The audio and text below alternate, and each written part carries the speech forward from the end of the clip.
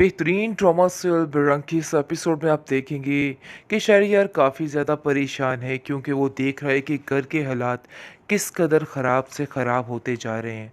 वो जैसे ही अपनी माँ को देखता है और कहता है कि आपको ये रवैया अपना ख़त्म करना पड़ेगा। आप नहीं जानती कि आपकी वजह से कितना मसला बन सकता है। बहुत ज़्यादा टेंशन हो रही है। पहले भी आपकी वजह से काफ़ी ज़्यादा मुश्किलात पेश आई हैं और मुझे ऐसा लग रहा है कि आपकी वजह से ही ये लड़की मेरे पल्ले बन चुकी है, जिसकी वजह से वो काफ़ी परेशान होता है। जिस पर आप देखेंगे कि दुर्दाना कहती है कि देखो तुम अपने आप की बातें दूसरों तक क्यों लेकर आ रहे हो। तुम्हें हमने एक सिंपल सी बात की है, छोटी सी बात की है और तुमने उस बात का इतना बड़ा तमाशा बना दिया कि तुमने सारे घर में वावेला मचा दिया कि हम तुम्हारे साथ बड़ी नाइंसाफ़ी कर रहे हैं और बहुत ही गलत कर रहे हैं। और आयमा आज तुम्हें इतनी बुरी लगने लगी कि हर बुराई तुम्हें उसमें नज़र आने लग गई है। मुझे तो हैरानगी हो रही है कि शहरयार आखिर तुम क्या चाहते हो? तुम किसी जगह पर टिक नहीं सकते हो। बहुत बड़ी तुमसे गलतफ़हमी यानी कि तुम्हें हो चुकी है। आगे से फ़ाखरा कहती है कि देखो आप लोग खामोश हो जाओ। मैं उसको खुद सारी बातें समझाने की कोशिश करूँगी और उसको बताऊँगी कि वो जो कुछ कह रहा है गलत है। वो तुम्हारी बात को बिल्कुल भी अहमियत नहीं देगा और बेहतर यही है कि कोई भी ऐसी बात मत करना। दूसरे नंबर पर जैसे ही फरी अपनी माँ से मिलने के लिए आती है, तो वो पहले तो काफ़ी ज़्यादा खुश होती है और कहती है अपनी माँ से कि मैं आपसे मिलने के लिए आई हूँ। जिस पर साफ-साफ फ़ाखरा कह देती है कि तुम पर इस घर के दरवाज़े बिल्कुल बंद हो चुके हैं। अगर तुम यहाँ पर हमेशा के लिए रहने के लिए आई हो, तो मोस्ट वेलकम तुम रह सकती हो। लेकिन अगर तुम मुझसे मिलने के लिए आए हो, तो ये तुम्हारी बहुत बड़ी गलतफ़हमी है। मैं तुम्हें एक पल के लिए भी यहाँ पे नहीं रहने दूँगी। तुम यहाँ से चली ही जाओ तो बेहतर है। जिस पर अफ़ान ऊपर से आ जाता है और कहता है कि आप किस किस्म की बातें कर रही हैं? आपको ये बातें ज़ेब नहीं देती हैं। बंदा कुछ तो सोच समझ लेता है। इतनी उल्टी बातें करके उस बेचारी का क्यों आप दिल जला रही हैं? आगे ही आपने उसके साथ बहुत ज़्यादा ज़्यादती की है। मज़ीद कोई भी ऐसी ज़्यादती मैं उसके साथ नहीं होने दूँगा। बस मैंने ये फ़ैसला कर लिया है।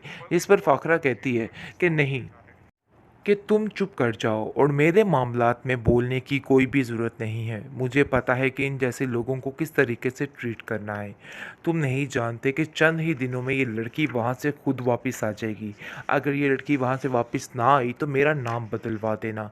जिस पर आप देखेंगे कि वो उसको कहती है कि ऐसा कभी नहीं होगा, लेकिन अंदर ही अंदर से वाक़ई में फरी इस बात से तंग आ चुकी है। लेकिन अपनी माँ के सामने कोई भी ऐसी बात नहीं करती।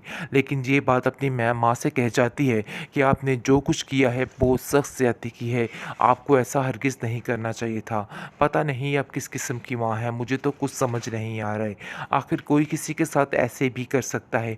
जिस पर फ़ाखरा कहती है कि मुझ पर ये इल्ज़ामात लगाने बंद कर दो। शायद तुम गलती पर हो, तुम्हें पता है कि तुमने जो कुछ किया है इन सब बातों में सिर्फ़ और सिर्फ़ तुम्हारा कसूर है और तुम मुझे इस तरह से ताने-तिश्ने नहीं कर सकती हो।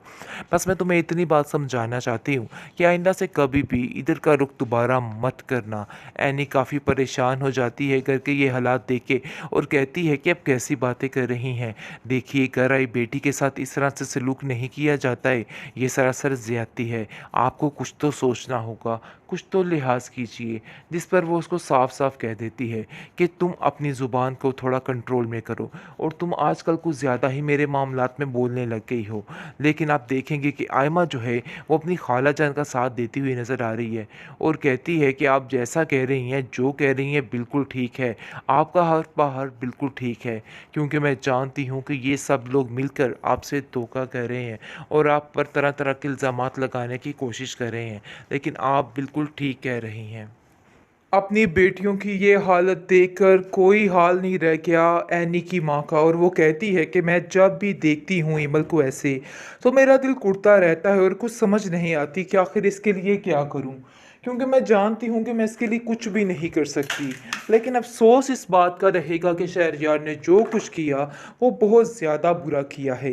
इस पर वो कहती है कि मैं जानती हूँ ये सारी बातें, लेकिन हकीकत ये है कि अब इसको खुद भी आगे होना पड़ेगा और खुद ही इसको सब कुछ करना पड़ेगा, क्योंकि मैंने बहुत कोशिश करके देख ली और सब घर वालों से बात की, लेकिन दुर्दाना खाला अंदर आकर कोई ना कोई ऐसी टोक लगा देती हैं जिसकी वजह से सारे मामलात दरे के दरे रह जाते हैं।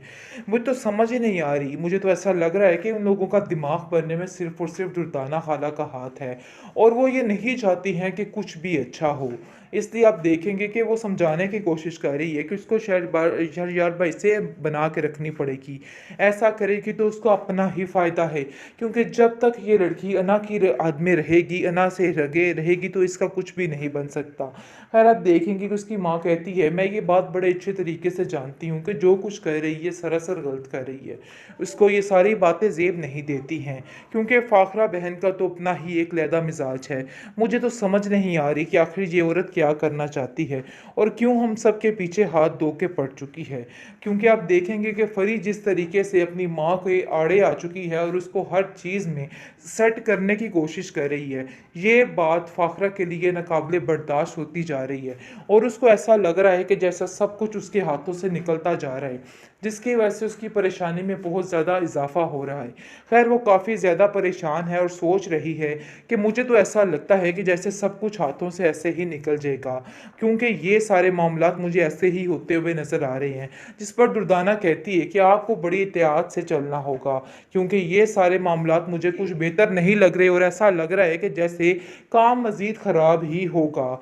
आगे से आप देखेंगे कि दुर्दाना जैसे ही इसको समझाती है और वो कहती है कि नहीं, अभी भी मुझे बाजी को हारना नहीं है, बल्कि इस बाजी को जीत कर ही सांस लेना है। इसलिए बेहतर यही है कि कोई भी मेरे मामलात में दखल अंदाजी ना करे। मैं खुद बहुत ज़्यादा तंग आ चुकी हूँ रोज़ की चिक चिक से।